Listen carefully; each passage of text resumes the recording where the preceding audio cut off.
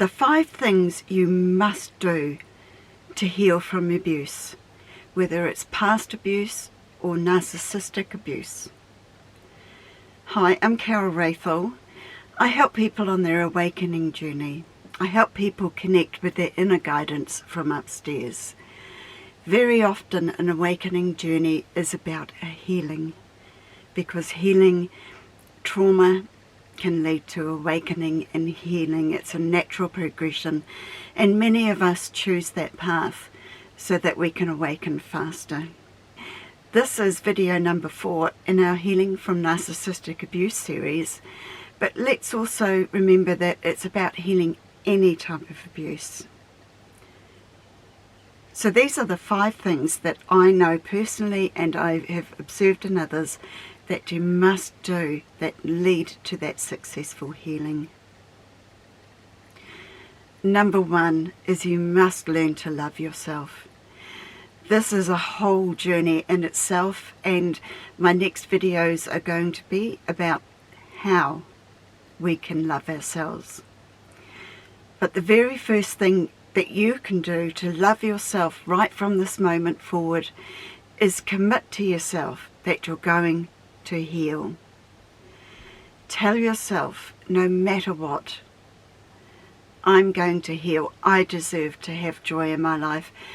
I deserve to feel good in my life. I deserve to feel free. And the second thing that I encourage you to start doing right now is place a hand over your heart and just go within and say, I love you. And do it again. I love you. With practice, do it 5 or 6 times, and then do it another 5 or 6 times later on. Do it, repeat it 3 times a day. Do 5 or 6 I love yous. And what you may notice is that your body will create a spreading warmth as you do that from your heart. And the reason you feel that is because your body releases a hormone called oxytocin, and that's the love hormone. It's the hormone that we feel when we're in love and we're with the person we love, and we just love life, we love everything. It's a wonderful hormone, and we can create that for ourselves. The number 2 thing that we must do to heal is get into our body. A lot of us live in our head. We're thinking all the time, and some of us are even outside our body because we don't like how it feels to be in the body. And I know what that feels like. I used to bump into doorways and scrape my shoulders. I trip over things because I wasn't in my body feeling it. So get into your body. Be in there and be aware of your breath coming in and going out. Wriggle your toes, touch your arms and hands and feel. And do this often. You have to be in your body to heal. We can't do it while we're in our head. And when you're in your body, you're going to feel. Now you have to feel to heal. You need to allow those emotions that you've been running away from probably to come up. Feel them. They're not going to hurt you. The hurt has already happened. Allow yourself to cry. Allow it to come. I know it can feel horrible, but the more you let yourself feel those emotions that you've been carrying around in your body since the trauma and abuse happened, it's in your energy field as little clouds, and it gets trapped in the cells of your body. So when you're in your body, you can feel the emotions. Let yourself feel, let them come out and be expressed. Just remind yourself, when I feel, I heal. Know that every time you're crying and you're feeling rotten as you go about your day, just know that you are healing, and it will stop, it will pass, and you will see the light of day. The 4th thing that you must do to recover from abuse is to learn about what feels good for you and what doesn't feel good for you, and to be able to set boundaries. So you like it when somebody says, hello, your name, you look great today, I like your hairdo. That feels good, doesn't it? But if somebody says to you, hey, that top really makes you look sexy, that can be a bit degrading and objectifying. And personally, I don't want people to see me as a sex object. I want them to see me as a person. So that doesn't feel good for me. It might feel good for you if that's what you're going for. But learn what feels good and learn what doesn't feel good. And be aware of what you're feeling when that doesn't feel good. And from that, you can create boundaries. You can say, no, I'm not going to accept that person saying that sort of thing to me. I'm going to say, hey, I don't like it when you make comments like that. I feel like an object. I'd appreciate it if you don't do that anymore. And you've set a boundary. You've drawn a line in the sand that says, do not cross this. And as we set boundaries, we are protecting ourselves. We're protecting our space. We're protecting our values.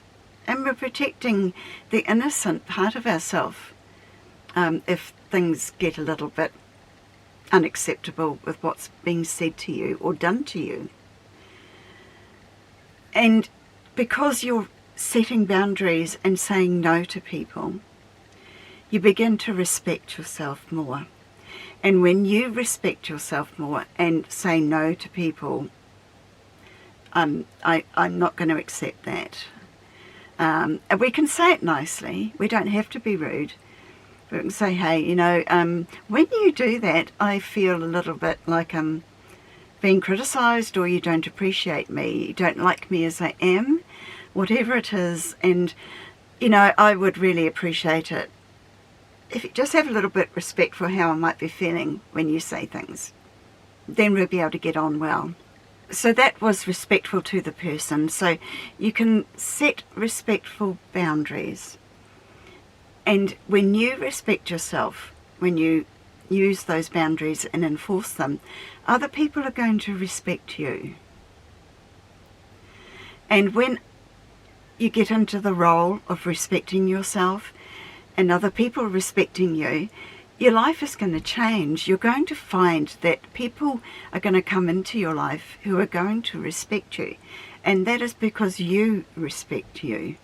Our life, the people in our life, are a reflection of how we feel about ourselves. So it's an absolute must that you respect yourself and you set boundaries and you enforce them. And you'll see those people who don't respect your boundaries, they're going to leave your life. Or you might choose that you're not going to have them in your life anymore. That is completely your choice. Number 5, probably you've been giving away your power or giving away your energy to someone else and going along with that, what they want. That's what we tend to do if we've been abused. We like to keep the peace, and we do that by pleasing other people.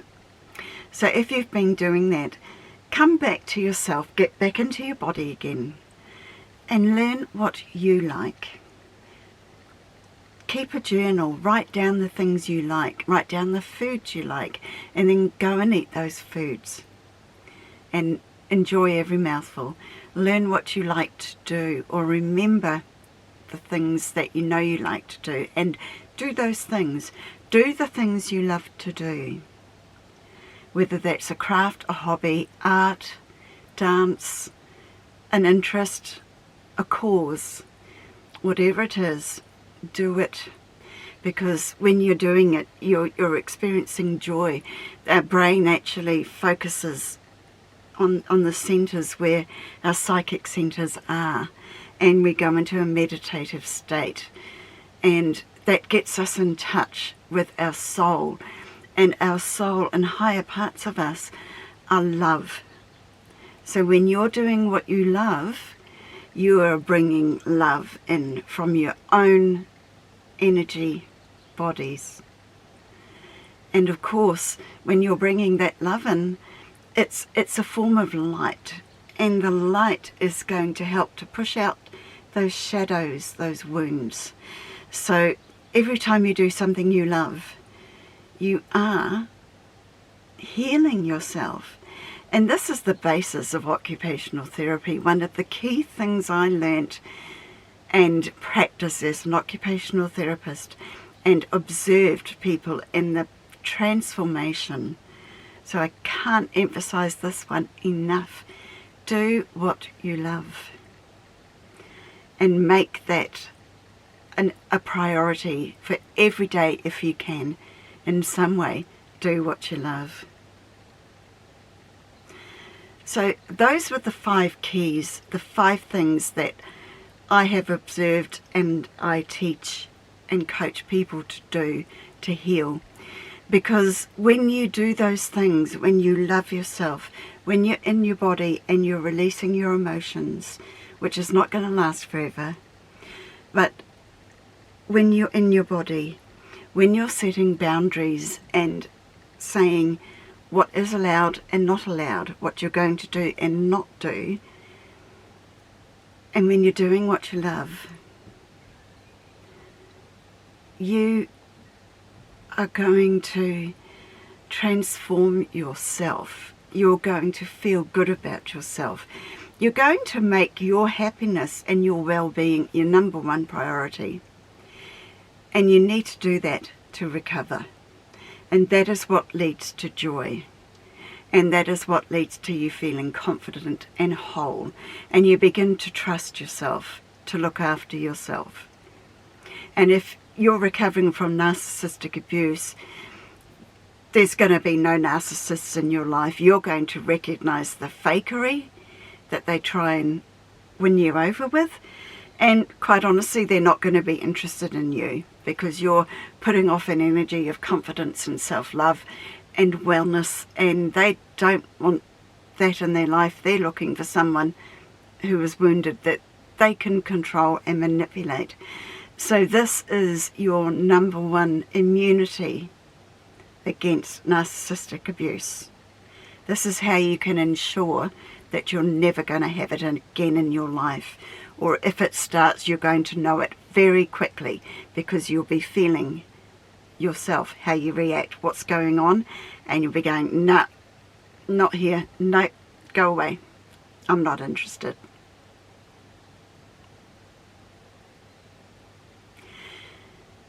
The next video I'm going to do is going to be about the self-love, as I said earlier. There are many ways that we can love ourselves, and I will share a little bit of my story of why I'm talking about self-love. Like, what's the big deal? Well, it's really big. It's the gateway to everything. It's the gateway to healing. It's the gateway to success. It's the gateway to joy and empowerment. So make sure you're subscribed so you're notified when my next video comes out. And I'll look forward to seeing you, and I will be waiting for you in the next video.